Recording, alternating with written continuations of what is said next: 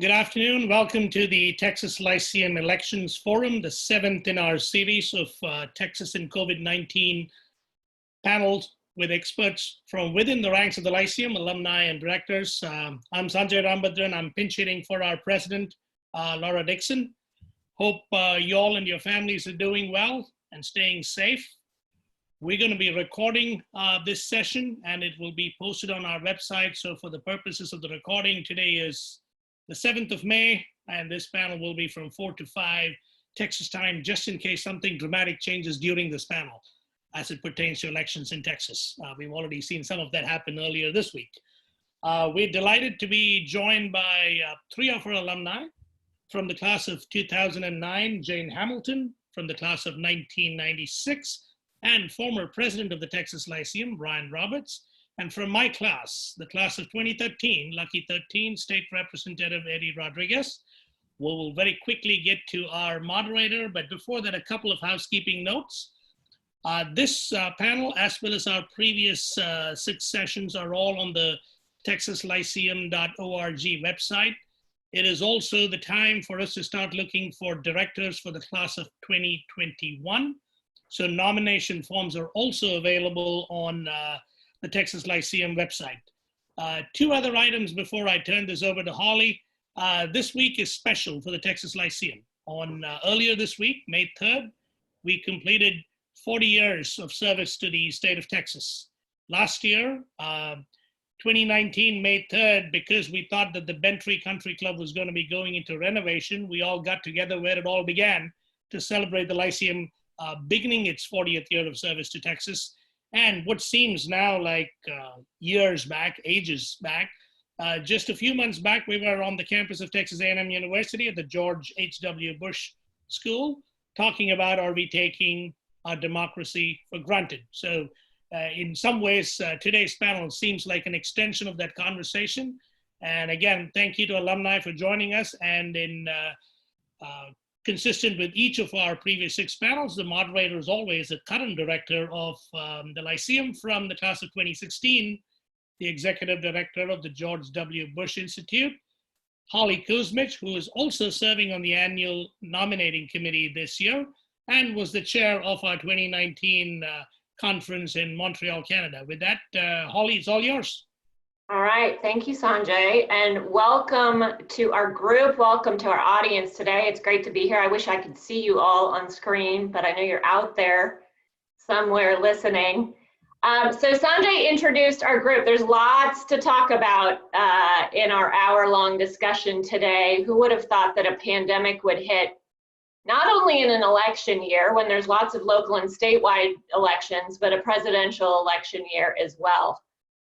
Where it really changes some of the dynamics about how we think about campaigns and fundraising and how people are able to vote on election day. So we're going to talk about all of that today. I'm going to start with Representative Eddie Rodriguez because he can give us his own sort of on-the-ground view of what it's like to run for office in the midst of COVID-19. Eddie has served in the Texas legislature since 2002. He is now running for Texas Senate District 14 in Austin. Your election is July 14th. It was scheduled to be May 2nd, but of course had to get postponed. So Eddie, can you kick us off by talking about how campaigning is so vastly different for you? You've obviously campaigned a lot over the years. Yeah. And you've got different circumstances in front of you. So what does it look like now? It's so different. It's something I've obviously never experienced, and I don't think anyone running for office has ever experienced it. I mean, I campaign for a reason. I like talking to people face to face. I like shaking hands. I like sitting in people's living rooms, drinking coffee, talking about the issues, and you just can't do that right now. And rightly so. So thank God for social media because, the campaign basically right now is just everything's done on social media. Everything's done really for me, just doing my job as a state rep right now. That's really the most important thing for me personally, is just to do what I can to help my constituents. And so to the extent that I'm campaigning, it's really just trying to do the best job I can in my current position. And then just kind of, letting people know that there's help out there, what services might be available to them, and all of that. But as far as the actual campaigning, we're texting a lot of folks, phone calls still there, some Zoom type events here and there, mainly just to get to know people, to reach out to new voters. But that's pretty much the extent of it. It's a very, very different. But you miss it. I do miss it very much. My campaign kickoff was, I believe it was March 7th, and that was, at that time, people were still doing the elbow thing, but it wasn't quite, didn't quite hit here yet. So I was able to, to hug my sister and my brother-in-law and, my family and all that, and shake hands. And that was the last time I was actually able to do that in a campaign. Talk a little bit about how you're finding different ways to not just campaign, but actually connect with voters and understand issues they care about. And I'm interested to know if what you're hearing in terms of issues, is different just based on, what's going on right now with COVID-19. Yeah, the issues are very different, very specific to COVID-19. What I've tried to do is I've used Facebook Live quite a bit, trying to get resources available to people and people can ask questions. The delegation who are supporting me, Representative Donna Howard, Celia Israel, and Gina Hinojosa, we've gone through different town halls on Facebook Live. One was about public education, and people had a lot of questions about that at first because the kids were being taught it at home, for many parents for the first time. Then we did one on healthcare, and then we've done one on more of the economics aspect of it. So really, the role being just try to provide as much information to people as possible. And people are there's a lot of uncertainty right now. And so, try to be that resource in the best way that I can is what I try to do. So there's a lot of that is done via, Facebook Live and other type of meetings like that, where people can chime in, people can ask questions. And hopefully, what I like to do is have a panel of experts there that can answer the more technical questions. And then what we try to do is follow up after that if they have some specific questions that maybe we didn't get to. And so in fact, we have one tomorrow about food security, which is really scary to see. I've, volunteered handing out food. There was probably, a couple thousand cars there to receive food. And it's really, here in Austin just 2 weeks ago, maybe. And so food security is a big, big issue here. And I'm sure it's a huge, as we've seen in San Antonio and other places. So it's really scary out there. But I think what I see a lot of is people kind of coming together. And to the extent that, my campaigning can do that and can bring information to people and bring people together, that's really, that's the best of both worlds for me. So how about fundraising? I mean, on the one hand, I can imagine that, in-person events are how you do a lot of your fundraising, and not having those can hamper that in some ways. But I'm also interested to know, given that you're not doing as many in-person events, sort of what, how does your spending get affected as well? Sort of what's the dynamic around fundraising and how you think about it for your race? Yeah, and then it's a very tough thing to do. My bread and butter has been over the years is, the $25, $50, maybe $100 at a time for individuals, right? You can't do that because most of those people are really, really struggling right now. And I'm not asking them for anything. If anything, I'm asking them what I could do to help them. But it's a lot of it starts with family and friends. If you talk to friends that you're close with and family members and just see how they're doing, financially, and if they're willing to contribute, you ask the question, and if they can't, they can't. And it's just kind of, it's challenging, but, to some extent, the longer this has gone on, it's almost become a little bit easier in the sense that people want to talk about other things, that COVID is all around them. If you can't watch them, everything in the news is about COVID at some level. People are just, sitting at home a lot. They're working, if they have a job, they're working, they're taking care of the kids. And some of them want to talk about politics, believe it or not, are ready to do that, ready to get back to what they might seem as normal life. Not everybody, of course, but there are a number of people that do. But it is hard. It's challenging to do in these times. Unfortunately, you have to do it if you want to campaign. And if you want to win your race, you have to talk to people, and that's going to require money. It can't all be done on Facebook, and it can't all be done, by phone calls. At some point, you have to raise money to mail people, let them know about your platform, why you should be the next state senator. You have to talk to them in that way, and that's including TV, which is expensive, and I don't know if that's going down in price at all these days. Probably is more expensive than ever because people are home watching TV a lot. So it's unfortunate that you have to do it at this time, but you have to try to do it in a very delicate way, and it's challenging, but I'm happy to do it. Yeah. I have to do it. Yeah. Okay, Brian, let's turn to you. Brian's a professor of government at the University of Texas. So I want to kick off with a question about a really hot topic in Texas right now, which is mail-in voting. You know, we've got our Texas law says that voting by mail is only allowed for particular reasons: disability, age, and travel. Our Attorney General has weighed in with his opinion on the issue of whether COVID-19 qualifies as a disability for the purposes of mail-in voting, and has said no. We've got the courts weighing in on this. In Dallas County, just the other day, our Dallas County commissioners passed their own resolution with their own point of view on this issue. Let's talk a little bit about voting by mail just this year, not the sort of issue of states that have gone to voting by mail as a statewide practice. It's sort of, what are the arguments for and against mail-in voting, making some changes to how we handle mail-in voting pretty quickly, especially in the July elections and then leading up to November? Yeah, well, thanks for having me. This is a real treat.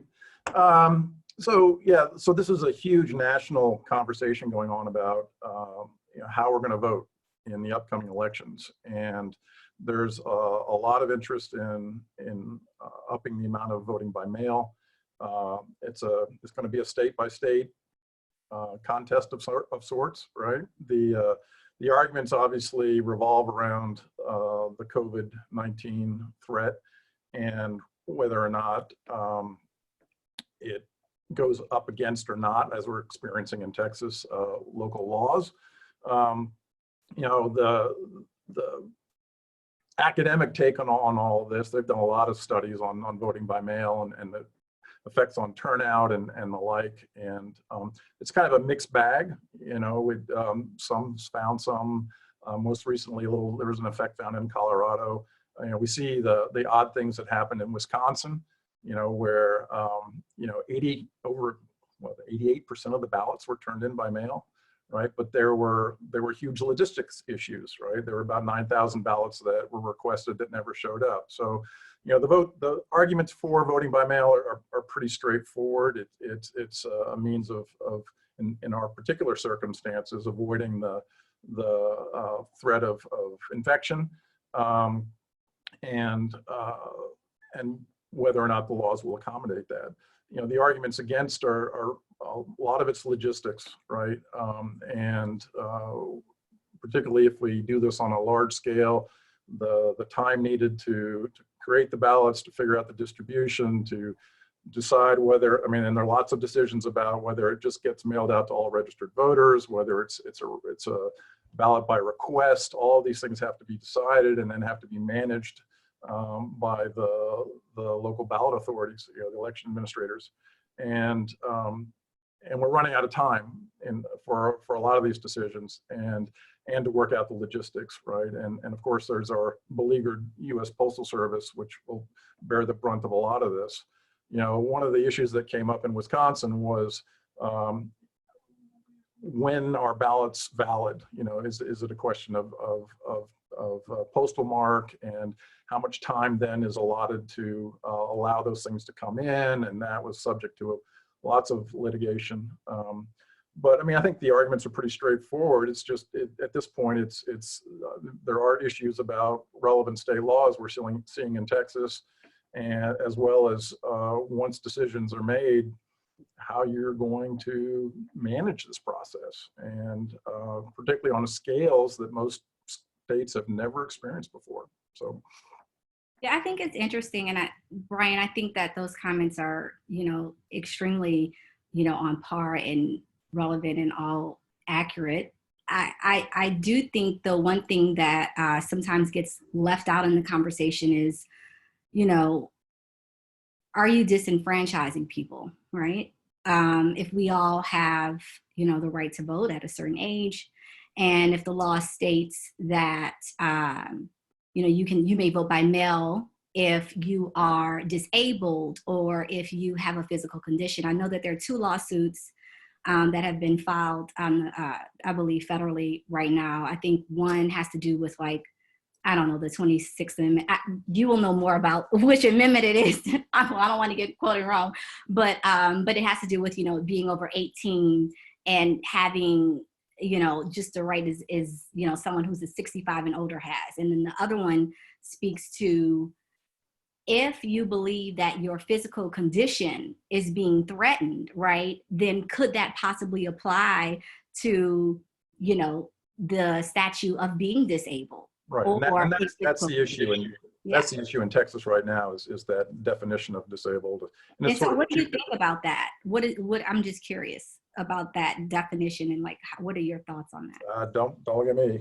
I mean, from an academic viewpoint, right? Like, I'm just curious.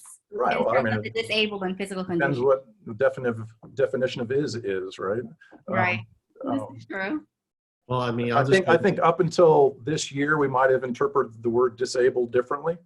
And now we're being a little bit more expansive and creative about that definition. And, we can turn. Can I also ask, and maybe Eddie, you want to weigh in on this too? I mean, there's the issue of that you highlighted, right? In terms of can we get it together? There are logistic issues at play this year. Then there could be, this might just be opening a debate, not just in Texas, but nationwide generally about voting and how we think about ballot access. And do you think there's a likelihood that COVID-19 and how people are thinking about elections this year will translate into legislatures, thinking about different options going forward in 2021 and beyond?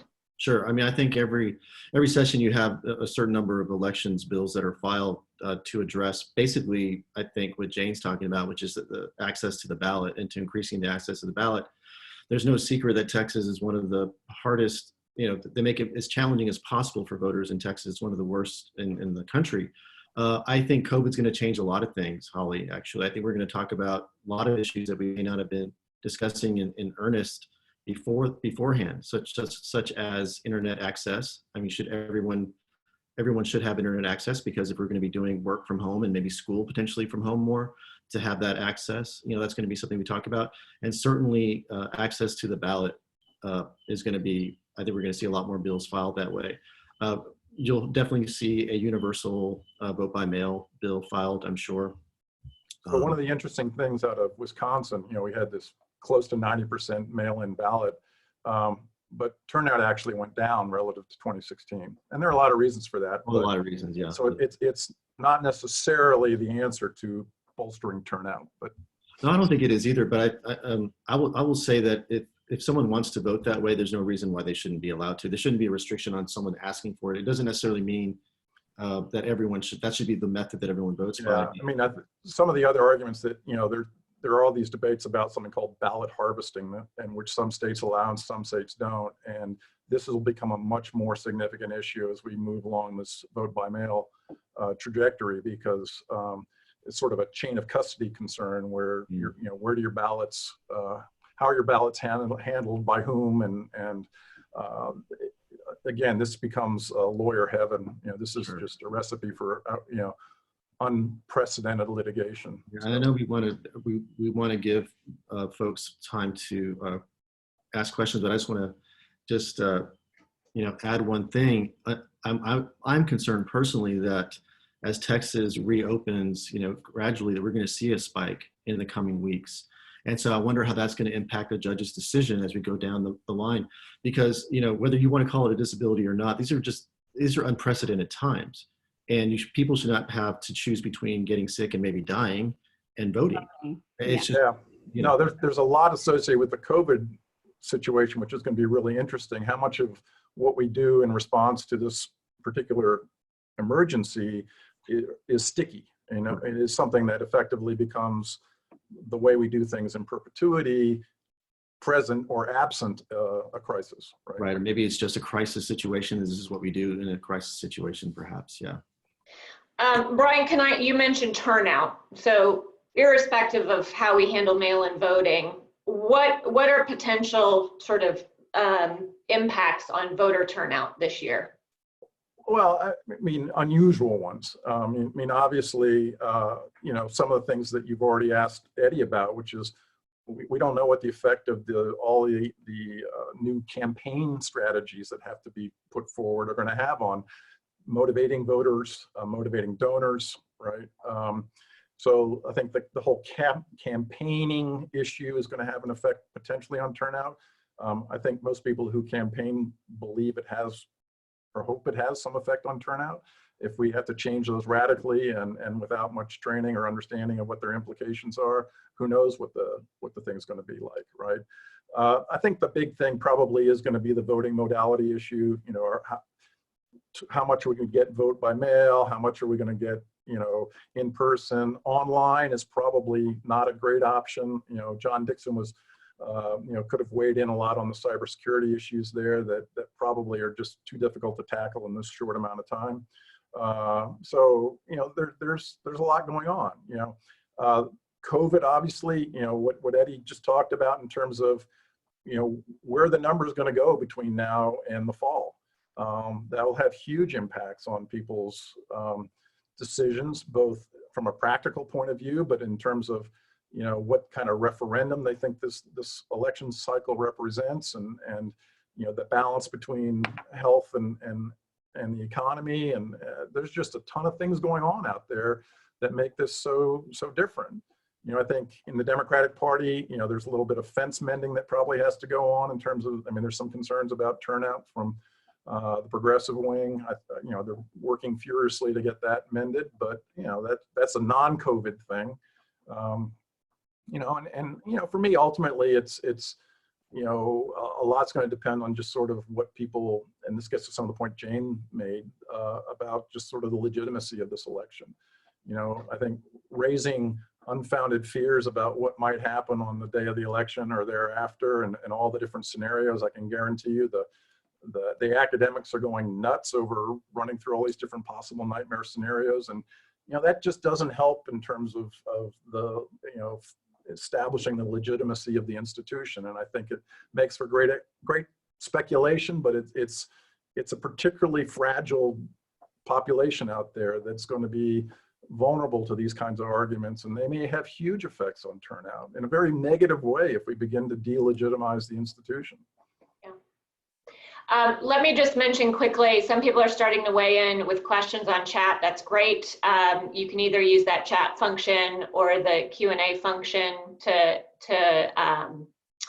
get questions in the queue. Once we get through our initial round, I will moderate and open it up to some of the questions you've asked. So please feel free to send them in at any time. Okay, Brian, one more thing to have you weigh in on before we move to Jane. Talk a little bit about fundraising dynamics at play this year. Well, yeah. So, I mean, Eddie's already touched upon the challenges, you know, the means by which we identified small donors, interact with large donors, all of that's changing, right? And what'll be interesting is you know, at the federal level, you know, obviously, well, actually, we had a little bit of progress today. Trey Traynor was voted out of the Senate Rules and Administration Committee. So we may actually get a quorum for the Federal Election Commission, which we don't have presently, and which basically meant federal campaign finance was going to be the wild, wild west, since there's no enforcement actions that are going to take place unless they find their way over to justice. But you know, we're going to see an uptick in some really interesting ways. You know, the role of national parties and their relationships with state parties is going to be huge. You know, thanks to the 2014 decision, the McCutcheon case, which actually is going to have far more effect on this election than Citizens United ever did, which was basically getting rid of aggregate contribution limits, which creates opportunities for joint fundraising committees and redistribution of money among parties in ways that, on a scale that we've never seen before. All of that's in play and this time around, and we may see parties, because of these new abilities or refined abilities, take a larger role if candidates can't find the means to reach out in ways that they have in the past. There may be a more significant role for parties, you know, and then we got our friends the super PACs that are funding up right now in pretty significant ways. we'll see. I mean, like, again, it's all about cultivating these different donor classes, and all bets are off, right? All the playbooks from years past are being rewritten as we sit here, and we'll see how that works. Okay, Jane, let's turn to you. Jane, you were the former Texas director of Biden for president, so we've got some interesting things to ask you about. I want to start talking about the conventions that are set for the Republican Democratic National Conventions are set for August. The Democratic has already been delayed. It was supposed to be in July, and they've pushed it back. Both of them at the moment are saying they're going to hold in-person conventions. What's your point of view on that, number one? And number two, what would the impact be if we have to, do something different than a packed house convention that we're used to every 4 years? Right, great question. So look, as you mentioned, both parties are saying, look, we're going to have this convention. I think that we're jumping the gun a bit on this. I don't know that we will know where we are in August to say whether, we can actually have an in-person convention. And so I think that it is very prudent for, the parties to be thinking about what their plan is virtually. I do know that that is what is occurring right now. And so, when you think about the convention, there are several different things that really come to mind in terms of its purpose, right? One is obviously solidifying the actual nominee and really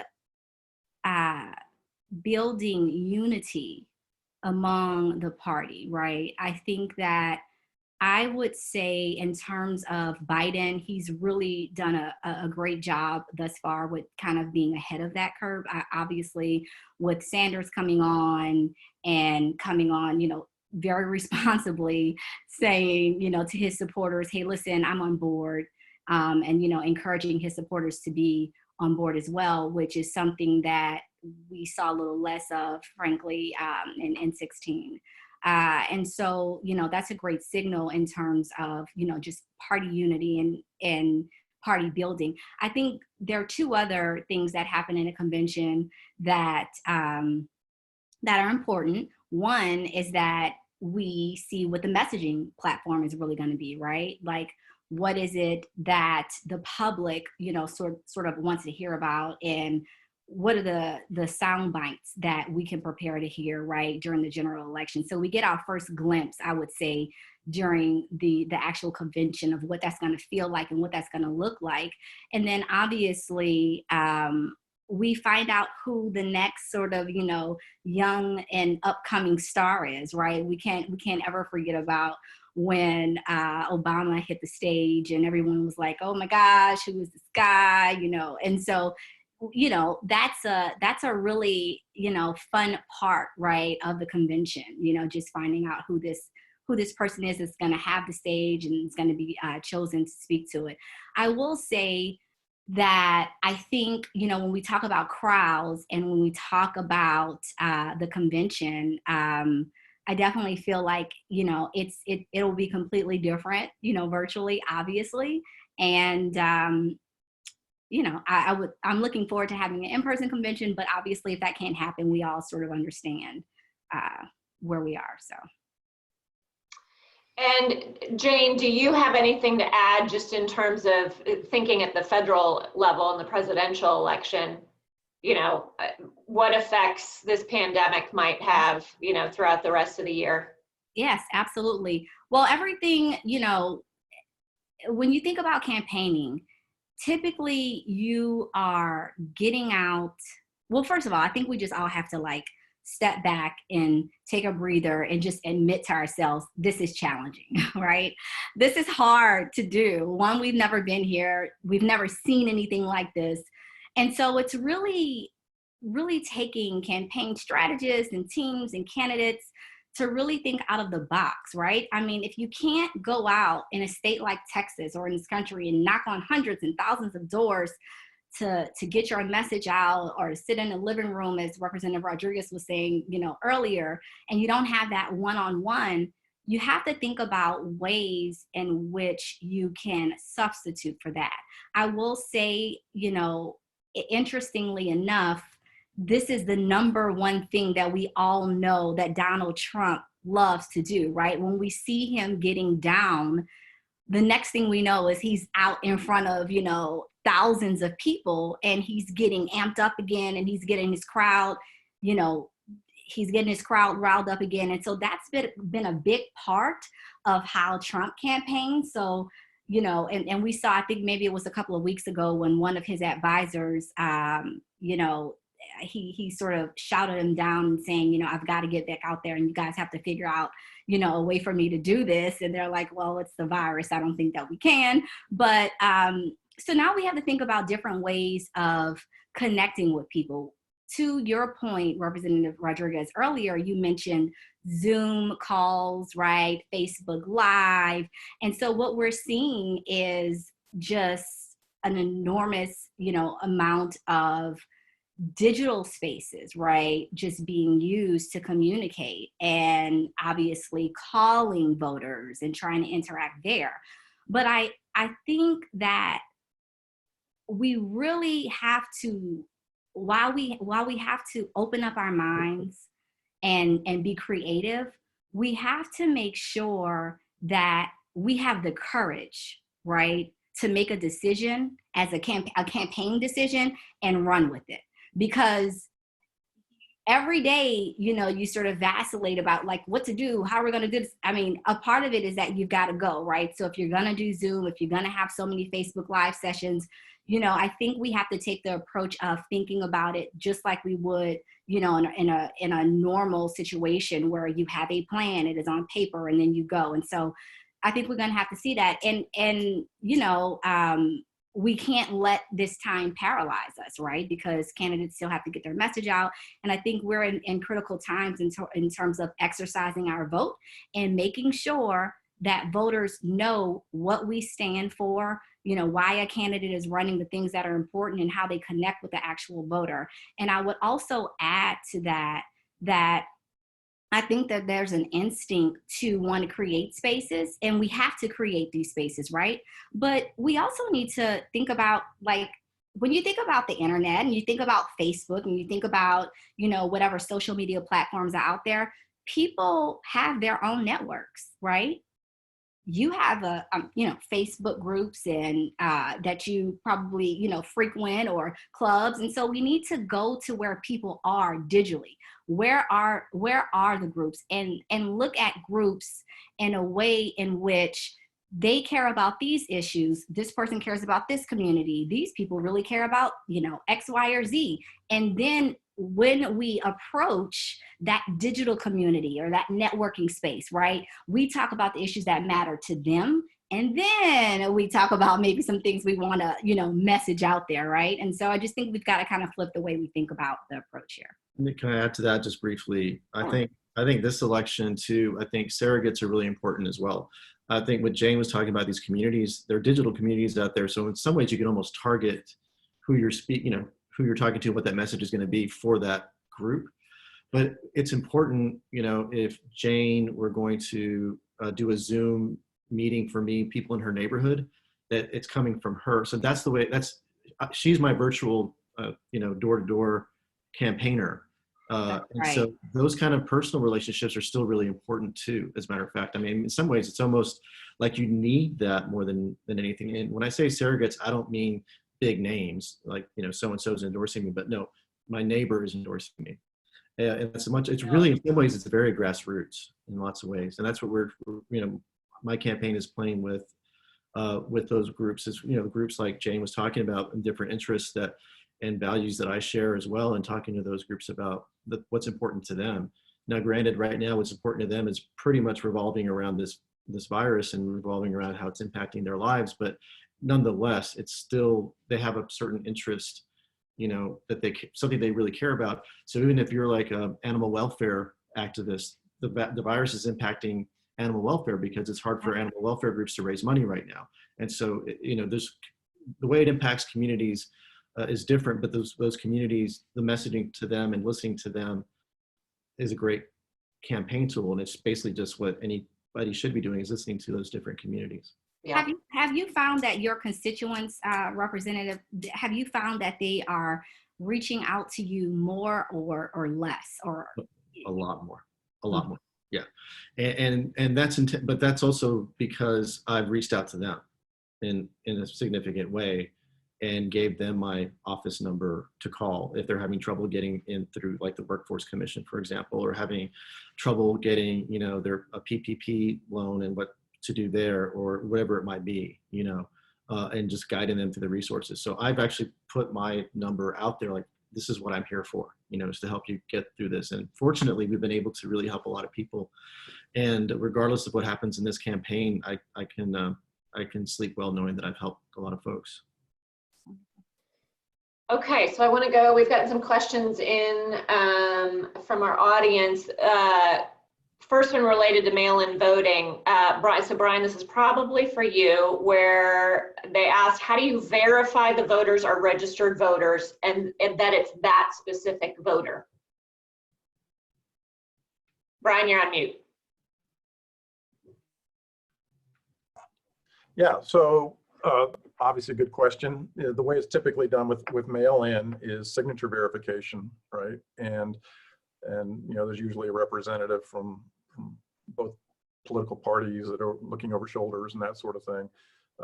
But those things are, often contested, and that again delays some of the resolution, some of this stuff.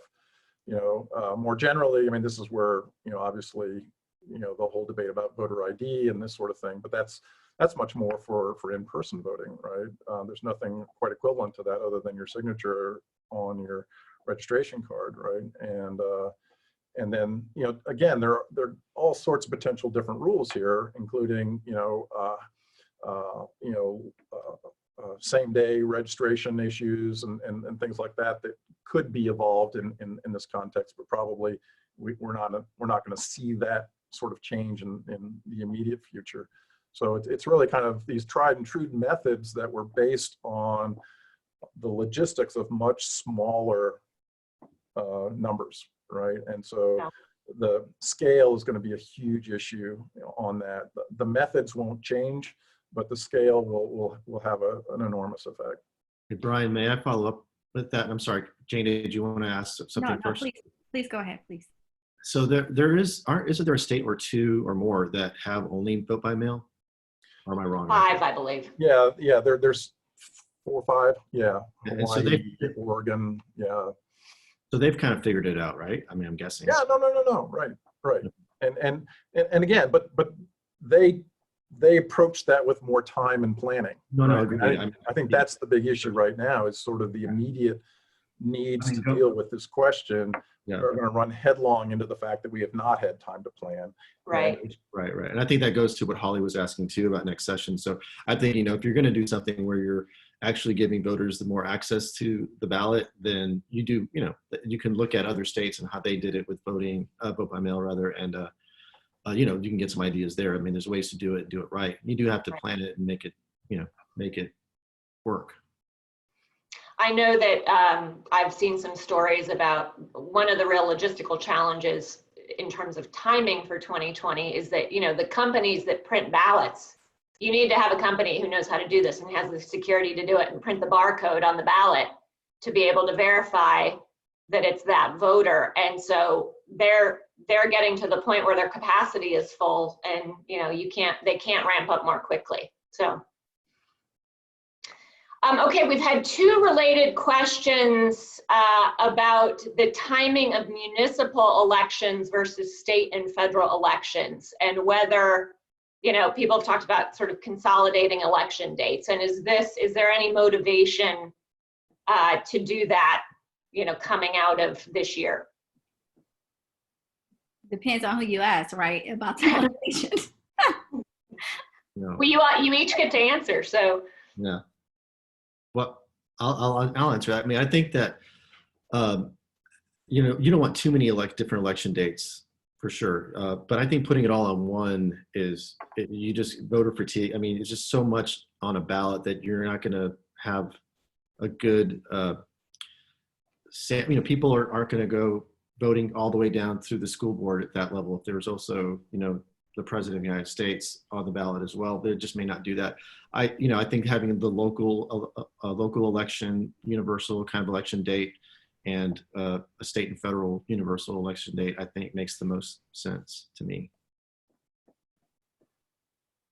I would agree with that. Yeah. I mean, one of the things obviously in Texas is we're no longer doing straight ticket balloting.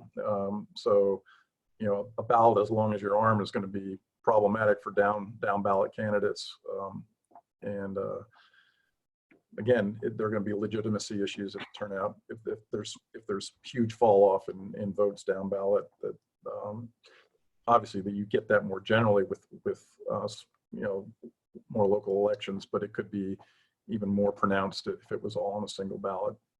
Yeah, and I think if I can add just one other thing too, is that I think it already happens in many local elections, but let's not forget that the local, well, certainly school board and city councils, they don't run as a Democrat or Republican. I mean, you may know that they are a Democrat or Republican, but they're nonpartisan.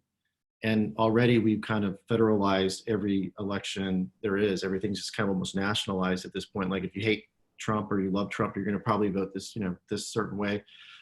It'd be nice to kind of separate that so that your school board doesn't have to be, what's your position on a woman's right to choose? Like what does that have to do with the school board or whatever else? I didn't mean to throw that controversial bomb or whatever in there, but I'm just saying you run it's less of a risk of nationalizing something, making something overtly Democratic or Republican or political if you're running for like school board or stuff like that, where you want to kind of keep that separate so that people know that what is your position on, school closures, or what's your position on, other things having to do with actually teaching kids, Yeah, I mean, look, we've got to start treating, the institution itself, and just in terms of voting and the fact that, as Americans, we have a right to vote, right? It's like constitutional. So I think we have to stop treating it as when a problem comes our way, we are, reactionary. Oh, this has happened. Or what do we do now? And, oh, we've got to change this, polling location because of X, Y, and Z. I think that what COVID is bringing out and what this pandemic is bringing out is that we have had a lot of voting issues and things that we need to be thinking about, right? So that we can make sure that anyone who wants to vote has access to the ballot and is able to exercise their right to vote. We are behind, right, with thinking about how to ensure that anyone who wants to vote can vote. And I think this pandemic is highlighting the fact that, we're not prepared. We've already been under-prepared. And now, we sit and we're asking ourselves questions and thinking about things that, frankly, we should have already been working a bit harder at. I mean, Jane, the flip side of that is, of course, that you don't want to be making consequential decisions in the middle of a crisis, right? And so there's some opportunism associated with this where I think we need to be a little bit careful about and not turn this into an opportunity to do things that are not necessarily well considered or at least well deliberated. Yeah, and that's interesting because there are people who, feel as though, allowing or opening up access to the vote by mail system to everyone, during this pandemic is not the way that we should approach things. I think, as Americans, we have achieved so many things, and I don't think this is beyond us. I don't think this is too big for us to of an issue to solve, literally, and so that people are able to vote in the July 14th runoff here in Texas. I'd say open it up. Let's talk about, the issues that are in front of us, and let's come up with a solution, make a decision, and go. And I think the state judge who ruled in favor of allowing people to have access to to the ballot, if they say, listen, I'm fearful of going to the poll, I think the state judge was absolutely correct. I mean, who are we to say, look, it's either you go vote and you possibly get sick and die, or you just don't vote. I mean, we're Americans. We don't put Americans in that position. You know, I agree somewhat. I mean, the legal issues are really, what does the law say, right? And so if the law doesn't say what we want, then we turn to Eddie and his colleagues and we get the law changed, right? There's a big difference between what we think is the right outcome and what we think is the legal outcome, right? And I think we're conflating those a little bit here. So we got to be a little bit careful about that, because if we set a precedent for, interpreting definitions of terms to fit an immediate, obvious crisis, well, that sets a much longer term issue in play that, may backfire.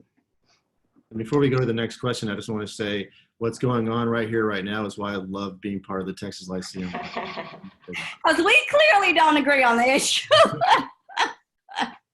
Ditto.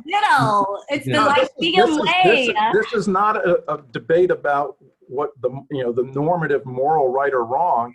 It's just how our legal system works, right? And if we upset that in order to achieve an outcome, it's going to have much, much longer. Hey, listen, I hear you, but I'm with the state judge, okay, who decided let's go. And on top of that, disability or physical condition. If I go vote at a polling location during a virus, I might end up with a physical condition. Right. Well, if I remember from my law school days, our laws should be reflective of our morals too. I think there's some correlation between our morality and our laws. Right. But let's move on to Eddie, the next. That's your job. Yeah, that's right. Okay, we've got Tim Richardson, who's a 1980, class of 1980. So we got to give him a shout out for joining today. He started the Quorum Report in 1983. He says, when I moved to DC in 88, it was said that half the population of Texas was not native born there. So much has changed since 88. Can you describe the most recent ways of people that have moved to Texas and what to expect? So this is obviously not a COVID related question. Just sort of, who are Texans these days, and who are voters, and how does that impact? Californians. A lot of Californians, and I love them. Keep it coming. Oh. Anyone want to say anything more about that? I mean, I could only speak for what I think is happening in Austin. I think a lot of people that are not from Texas moving to Texas and to Austin specifically, I would have to say California and New York are probably the two biggest ones. I don't know. At the same time, obviously the demographics in the state are changing by the day, right? And that has something to do with people coming from outside, but a lot from what's going on inside as well. Yeah, agree. Absolutely. Okay, let's see. Andrea, our current city council member in Waco, asks, this is probably more for you, Eddie and Jane, any suggestions for fundraising for local elections without divulging all of your fundraising secrets? Jane? Well, look, it's a difficult time to talk about money, right? I think we all agree with that. The representative talked about that earlier. How do you ask people for money, right, during such a difficult time? I will say that, typically your sort of vehicle is to talk about issue-based things, right? Like, what do people care about, right? So if you're in a local election and there's some, issue, and it's always a good thing to think about that and talk about that and say, hey, listen, I want to, represent you so that I can, talk about these things and represent you on this particular issue, but I need help in doing so, right? And so it's ways that you talk about it, ways you message around things that people things that people care about. Now, I will say this.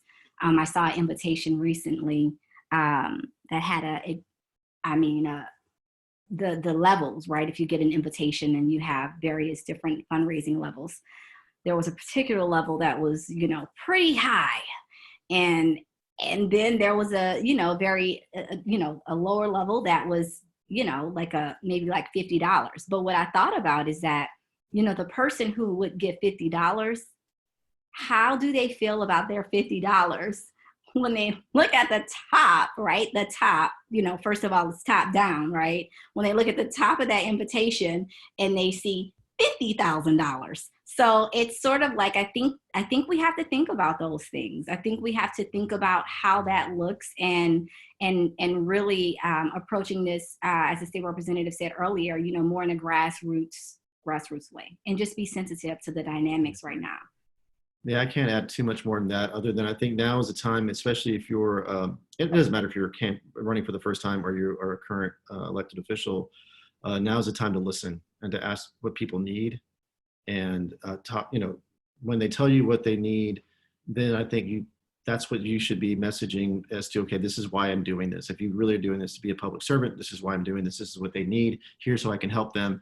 And I think it's, a gentle ask at some point. If try to get a kind of a little grassrootsy, someone in the neighborhood getting their friends together, meeting new people, and at the end you can just kind of say, look, if you can donate to my campaign so I can do what I want to do to try to help you out of this, then here's the website, or here's the link, or whatever it might be, to donate. But it has to be I think it needs to be a soft touch, and there's some people that you can go just straight on and ask, and those are the family and friends that I was talking about earlier. And if your family, close friends have the ability to, then really the fundraising aspect of it shouldn't be that different, because they're close to you and they understand that you're running for office, or for re-election, whatever the case may be. So other than that, I think just listening is really important right now. People want to be heard, and they want to know that their elected officials or their future elected officials care about what they're going through. Okay. This is a technical question. Katherine Hillier talks about when she voted by mail once, and she said, I was never sure my vote got counted. Is there a way to have some sort of return receipt to ensure that your votes count? I'm not aware of anything. Brian, Eddie, Jane, I don't know if you all are as well. Well, that's fancy, Well, I mean, listen, you can always make sure, you can always call and make sure that, like, actually the elections department, to see if your vote was casted. Like, you can do that, but return receipt, sorry. Yeah. If that was a specific question, I'm sorry if I missed that. But yeah, you can, you'll know what your number is. I guess you'll have a ballot number, it'll have a code, and you can hold on to that at a later time. You can go to the elections official, call the election official's office and find out if that was counted or not. But yeah, but a receipt, no. But I like the way you're thinking. Okay, Kate Williamson's asking, there's so many runoff congressional and some other local elections that have been pushed to July. Does anybody want to make any predictions for what those will look like? I'm not sure. Brian, you're on mute again.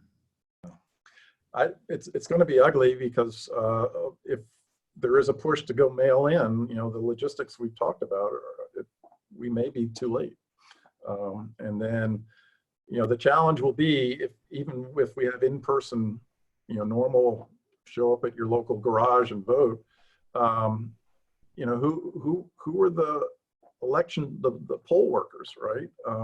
Traditionally, let's just say they're older than average, and there may be a level of reluctance to participate. And how do you identify and train up a whole new cadre of poll workers, particularly in this environment, right?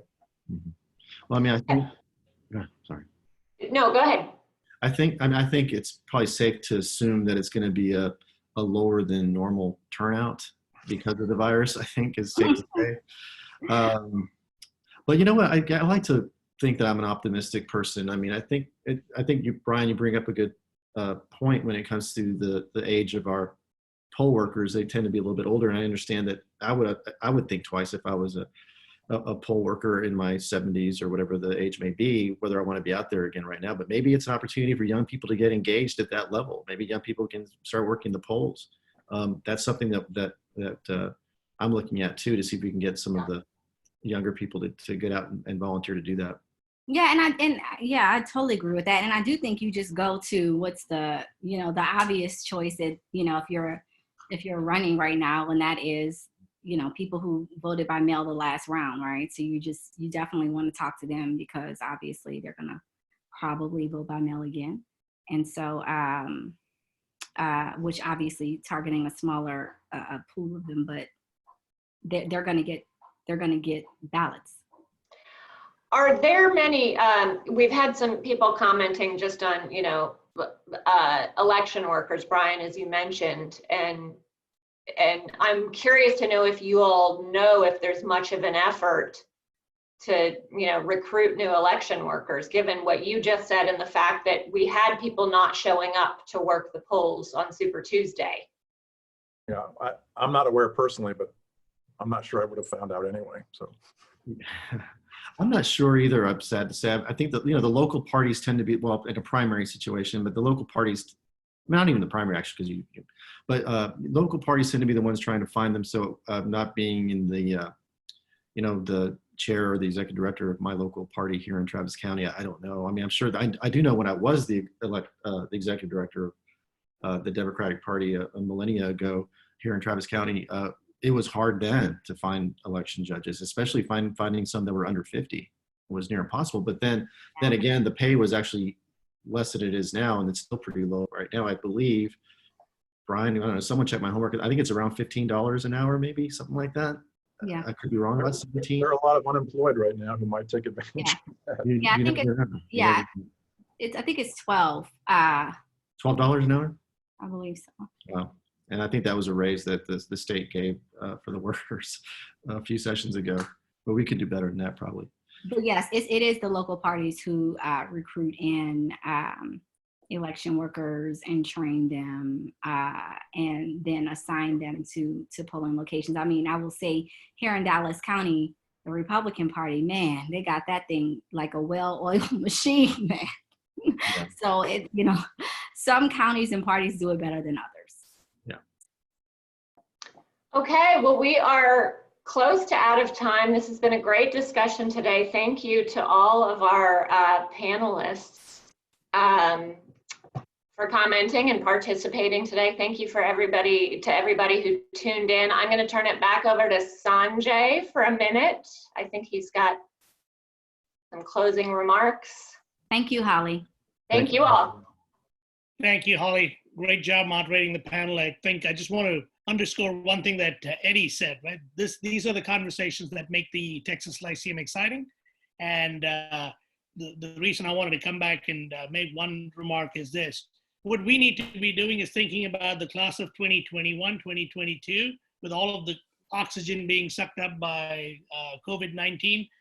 If everybody on this call would start thinking about the Hollies, the Janes, the Bryans, and the Eddies that we should be recruiting to submit their nominations for the class of 2021, that would be awesome.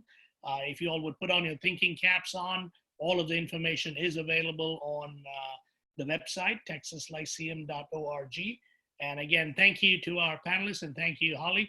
You all continue to be well and stay safe. Until the next time, we will be on number 8 of our series. More info to come shortly in your inboxes. Thank you all very much. Thank you. Bye. Bye.